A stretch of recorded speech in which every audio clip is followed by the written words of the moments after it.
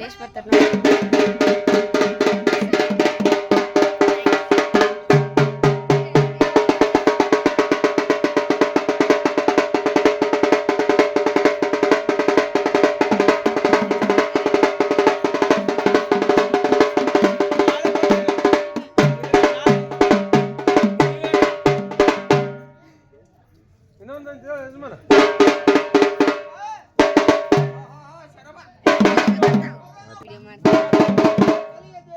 Like ಕೊಡ್ತೀವಿ.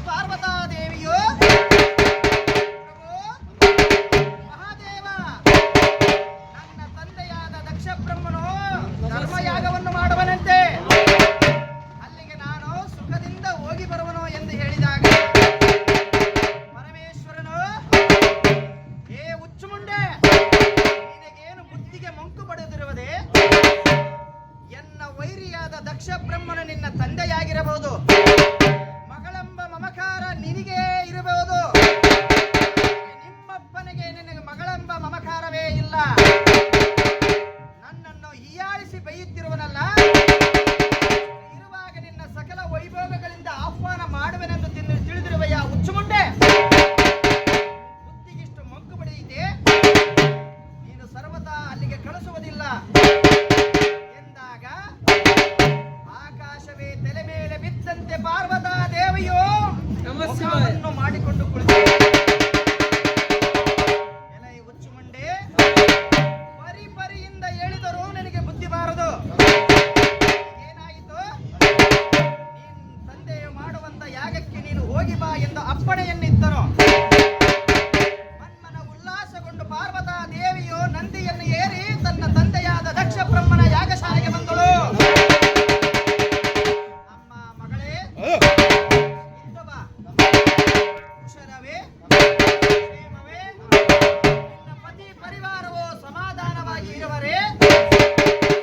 ಶಾಂತಿ ನೆಮ್ಮದಿಯಿಂದ ಇರುವರೇ ಎಂದು ಉಪಚರಿಸಲಿಲ್ಲ. ಆಗ ಪರಶಿವನು ಹೇಳಿದಂತ ಮಾತು ದಾಕ್ಷಾಯಿಣಿಗೆ ನೆನಪು ಬಂದಿತು. ಅಯ್ಯೋ ದಕ್ಷ ಬ್ರಹ್ಮ, ನಾನು ಪರಶಿವನ ಸತಿ. ನನ್ನ ಗಂಡನನ್ನು ಬೂದಿ ಬಡಕ, ಶಿವರುದ್ರ, ತಿರುದುಣ್ಣುವ ತಿರುಕ ಎಂದು ಹೀಯಾಳಿಸುವಯ್ಯ. ನೀನು ಮಾಡುವಂತ ಸಕಲ ಅಶ್ವಿನಿ ದೇವತೆಗಳನ್ನು ಕರೆದು ಮಾಡುವೆಲ್ಲ ಈ ಯಾಗವು ನೀನೇ ಬಲಿಯಾಗವೇ ನೋಡು. ಬ್ರಹ್ಮನು ಅಹಂಕಾರದಿಂದ ಮದಸಿದ ಆನೆಯಂತೆ ಸುನಕ್ಕನು.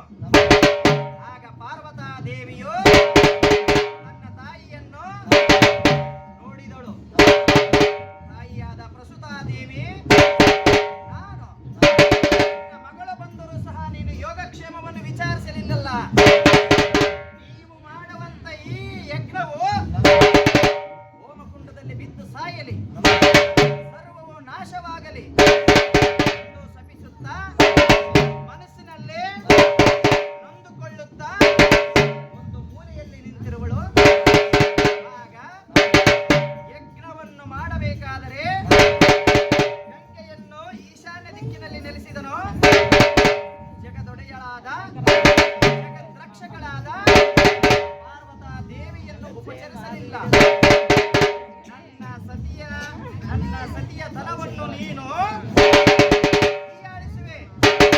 ಈ ಯಜ್ಞದಲ್ಲಿ ನೀನೇ ನಿನ್ನ ಆಹುತಿ ಆಗುವುದು ಎಂದಾಗ ಆಗ ಮನನೊಂದು ಆ ಮಾಡುವಂತ ಯಜ್ಞಕ್ಕೆ ತಾನೇ ಬಲಿಯಾದಳು. ಈ ವಿಷಯವು ಪರಶಿವನಿಗೆ ತಿಳಿಯಲು ಕೂದಲನ್ನು ಕೆದರಿಕೊಂಡು ಕೆಂಚಡೆಯನ್ನು ಬಿಟ್ಟುಕೊಂಡು